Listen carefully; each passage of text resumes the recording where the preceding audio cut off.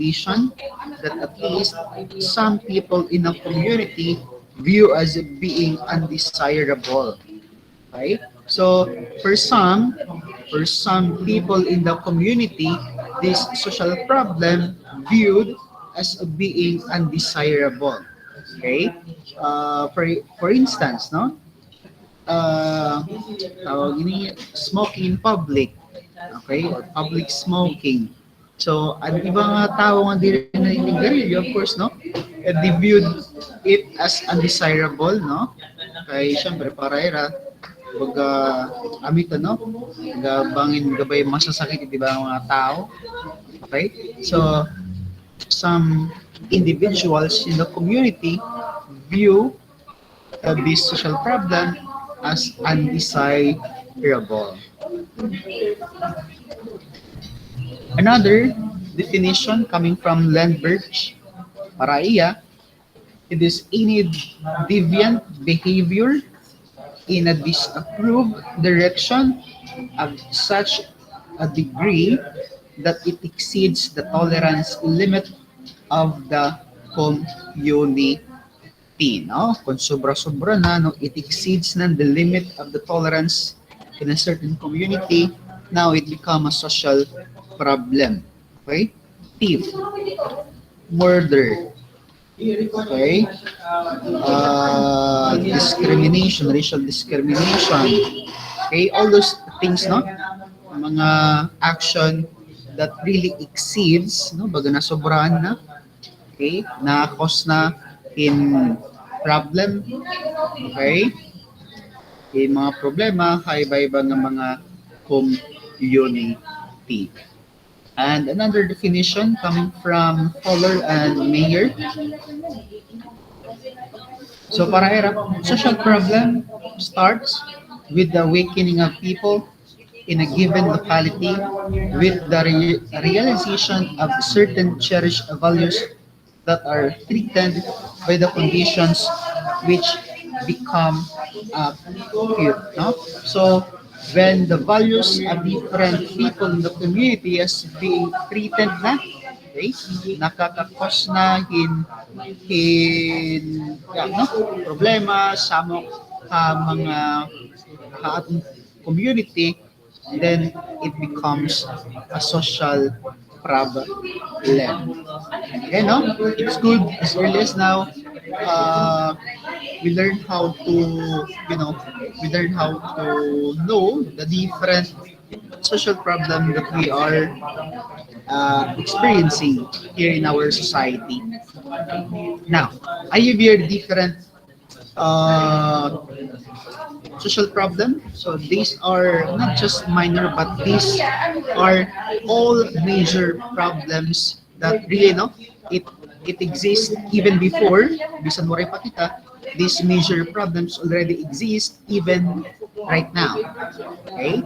And this is very much important for us to acknowledge, no, na ini nga mga problema still ani kagihapon. No? Okay, good. So, I have here, first one, we have what we call poverty. So, when you speak about poverty, when we do not only talk about, no, money, uh, wealth, okay? So, damo lady. Okay, so when we talk about poverty, it is the inability, okay? You are unable to satisfy one's basic needs because one lacks income to buy services or from lack of access to services. The state of one lacks usual or socially acceptable amount of money or material possessions, and the condition of people who lack adequate income and wealth. So we have here absolute poverty. So of course, when talk about absolute, total, no? Total poverty. So absolute. The state of severe deprivation of basic human needs, which commonly includes food, water, sanitation, clothing, shelter, healthcare, education, and information. So with this, we can call that the person is poor if that person cannot access these commonly or common needs of a person like this food, water, healthcare, sanitation, clothing, and many more. Refers to a set of standard which is the same in all countries and which does not change over time. People are absolutely poor if the minimum amounts of food, clothing, and shelter necessary for survival absorb all of their income and believe a razor's edge existence. So you are also considered in this also absolute poverty. Okay? Kung nga naniniguro ka la, okay, nga mag-survive or ang imong income mas duro dako pa kaysa ang imong nagagastos. Okay? Then of course we have also relative poverty refers to as being below some relative income threshold where this threshold differs for each society or country. A standard which is defined in terms of the society in which an individual life lives, individual lives and which therefore differs between countries and over time. So that is relative poverty differs in their income. People are relatively poor if the customary standard of living in their society requires more spending than the income they have available.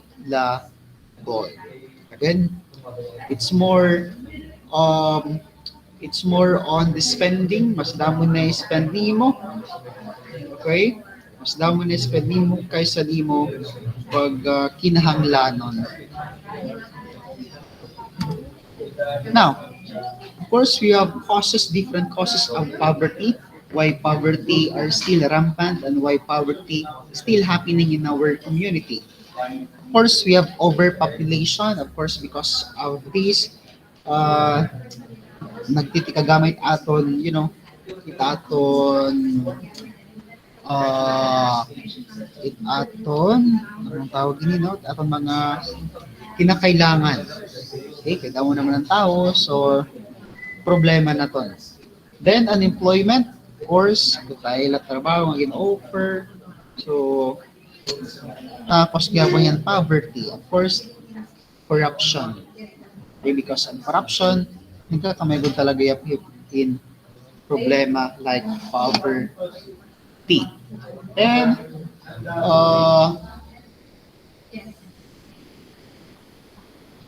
have also effects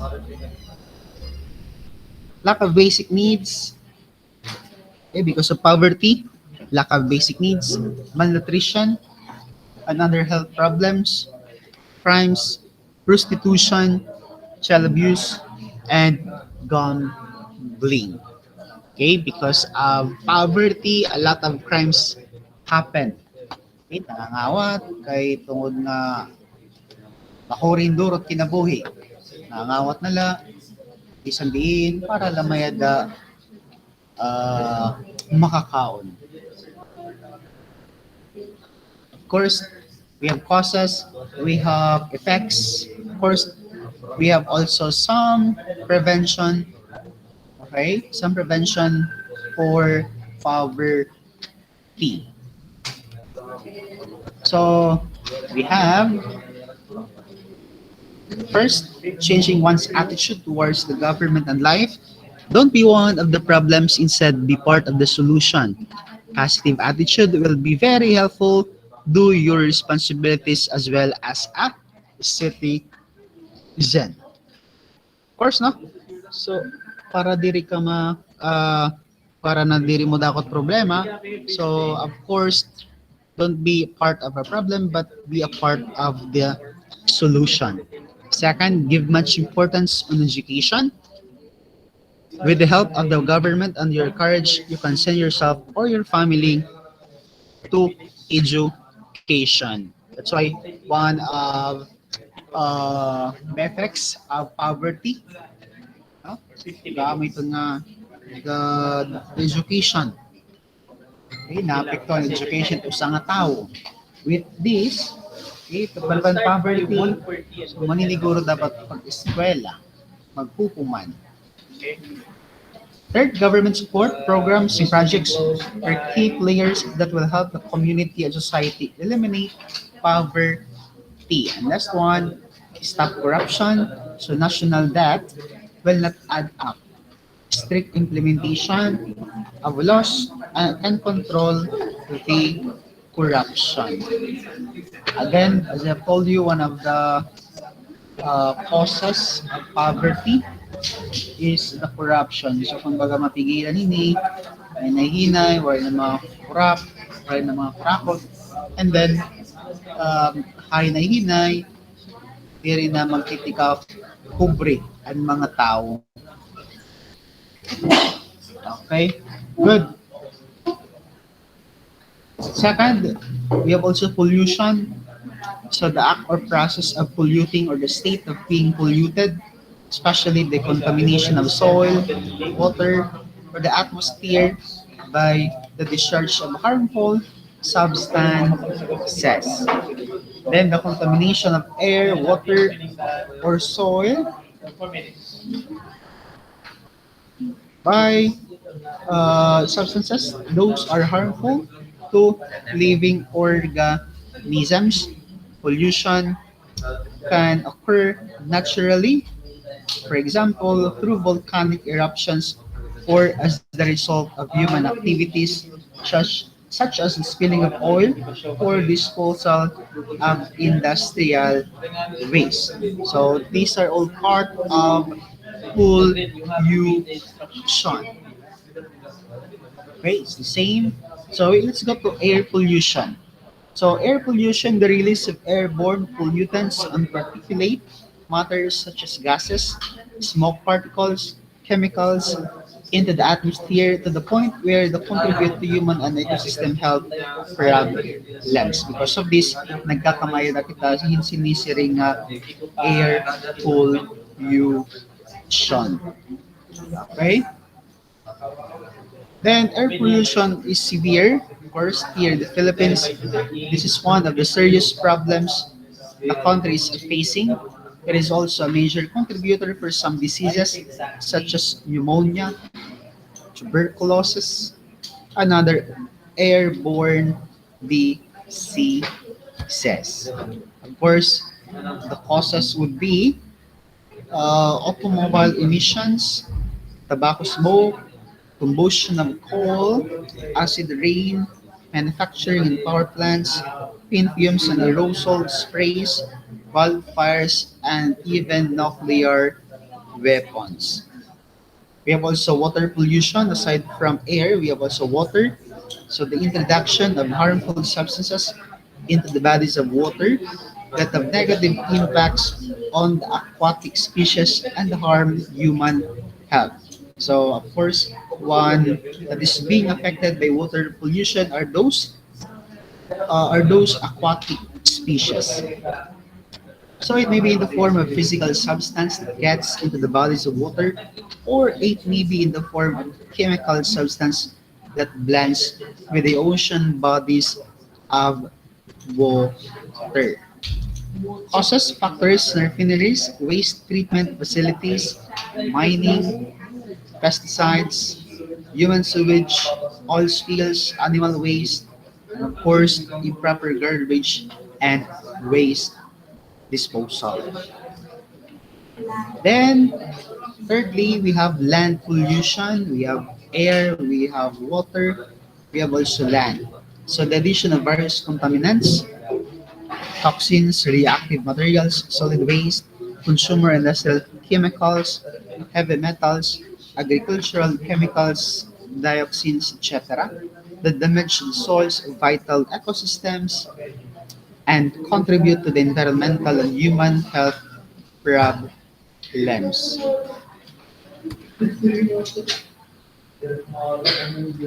The demolition of Earth's land surfaces, often caused by human activities and their misuse of land resources, greatly affects the land pollution. It occurs when waste is not disposed properly. Okay? So, kakamay din land pollution, of course, by mainly due to human activities, of course, with the misuse of land resources. So the causes, improper garbage and waste disposal, pesticides, herbicides, and fertilizers, urbanization and industrialization mining, overcrowded landfills, and of course, the most popular one, deforestation. Okay, because of deforestation, madali nagkakalandslide, itaton mga kabukiran. Effects of pollution, of course, destruction of our ecosystem, numbers of diseases increases, small number of healthy resources, loss of life, could be humans, animals, and plants, of course, flash floods, and then the global warming. Okay, good. Of course, we also have prevention. So, in order for us to prevent, we have this recycle. We need to recycle things that we have para medyo di rin na magdamot atong mga waste disposal ngan mga kabuligyapon kita sa atong community. Of course, proper garbage and waste disposal, segregate waster, eliminate and minimize use of harmful chemicals, self-discipline, motivation, proper attitude, and of course, different government and non-governmental programs. All of these are somehow would help us to prevent pollution, especially on land pollution. Now, the last one we have corruption. So, madala kita tutulo. Okay. Pollution, poverty, and corruption. So, when we talk about corruption in theology, it's spiritual or moral impurity or deviation from an ideal. Then, for economy, is payment for services or material which the recipient is not due under the law. Then, for politics naman, the abuse of public power, office, or resources by elected government officials for personal gain. Now, for philosophy, is the process of ceasing to exist and is closely related to the concept of dying given a certain views about the nature of the living things. In a moral sense, corruption generally refers to decadence or hedonism. Now, of course, these are the causes of corruption, selfishness, and greediness. Because of selfishness, because of greediness, people, especially in different sectors in our government, okay, no, whatever, because of their selfishness, because of their greediness. And for them, it is easy road to be rich. Right now, rakatira because that's the easiest way to become rich.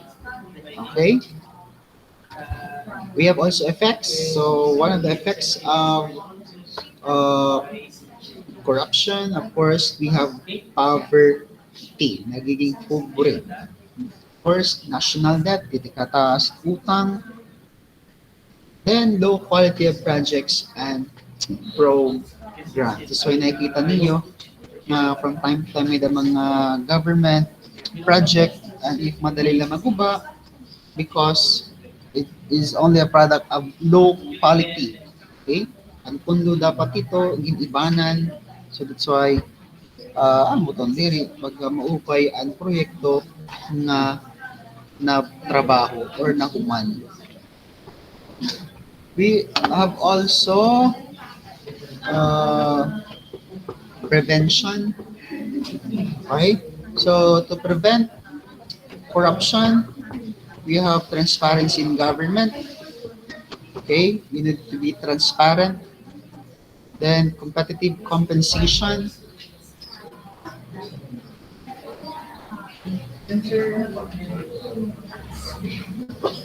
competitive compensation, then self-discipline, motivation, proper attitude, then vote wisely, and strict implementation of laws. So these are somehow the things that could really help us to prevent corruption. Of course, no?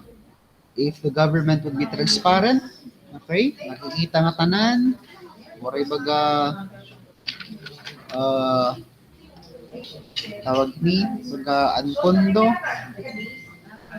pundohan mga projects nakikita, okay, bisan piso, 5 nakikita.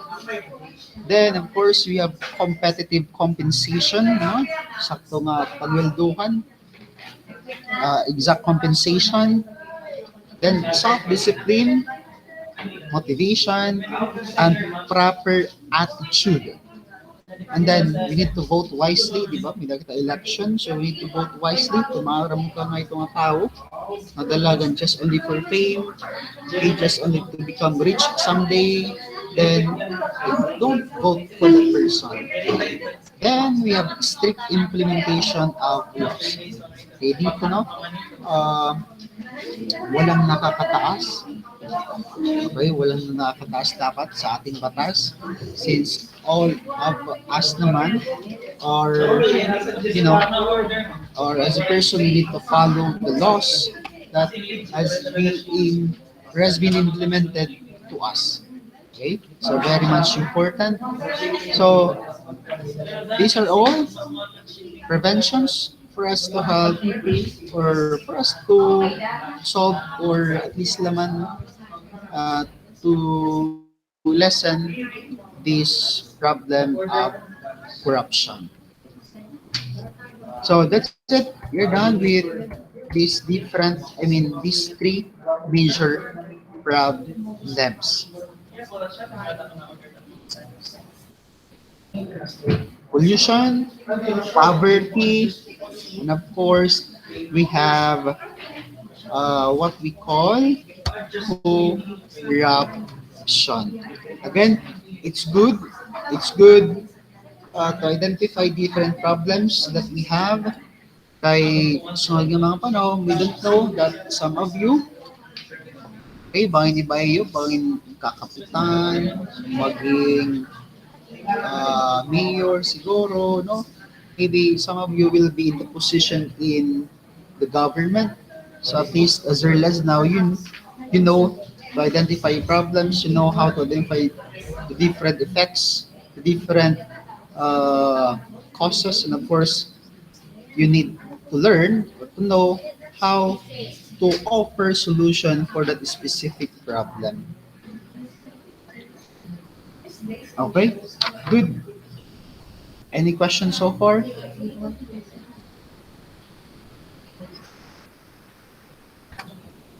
We are done. None po, sir, for me. None, sir.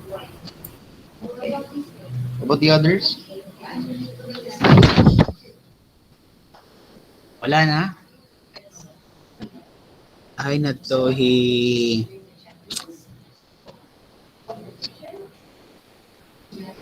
mag-left man. Faith, ano rin Faith?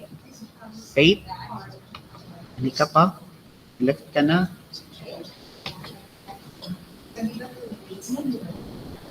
Oray. Oray dapat nakasulod na yung Faith. Anyway. Oray nga niyo.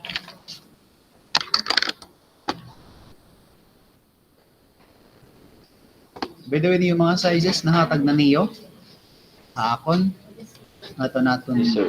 chat, Yes, sir. anay ha. Sumunod ito inayon Faith. Ay, mura man niya. Anyway, ako tinikan Cardona ni Cardona. Cardona no timo size manual. Okay, double XL, good. Uh, inihi katimbang, Queenie, t-shirt size, t-shirt size, Queenie. Hello, Queenie, Queenie. Response mo na, Queenie. Simon Faith, hello,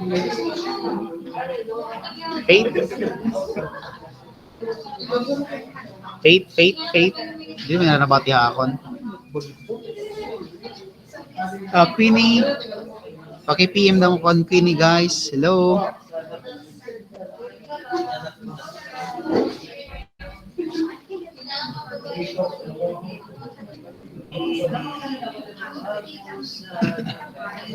Faith? Dilak nababati. Nabati ka mo akon. Hello. Yes, sir. Yes, sir. Sir. Oh, may natira internet. Anyway, i-chat na lang niya daw. Alayo na. Ito ha group chat ni Queenie kung ano niya size. Kagawa man kakita ni Nayon. Okay, good. So, is there any question pa with regards to our discussion for this afternoon?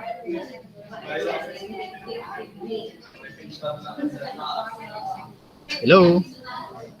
None po, sir. About the others? None, sir. None, sir.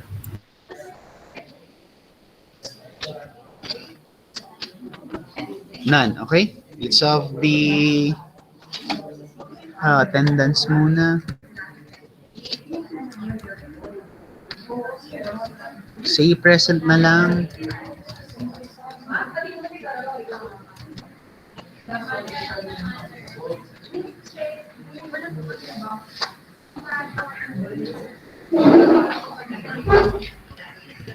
Eleven, 10.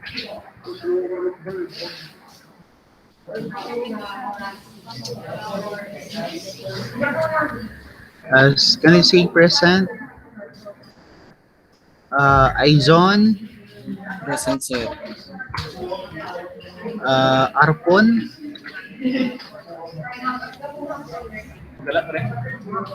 Arpon, Beato,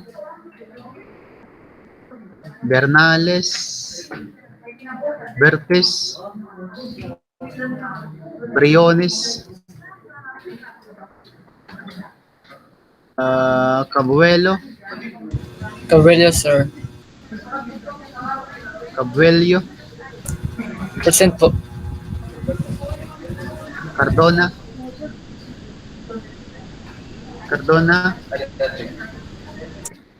Katimbang.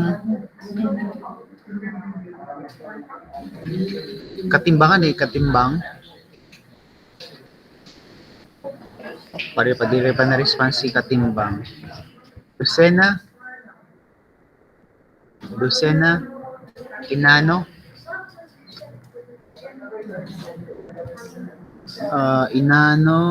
Inayon, Present, sir.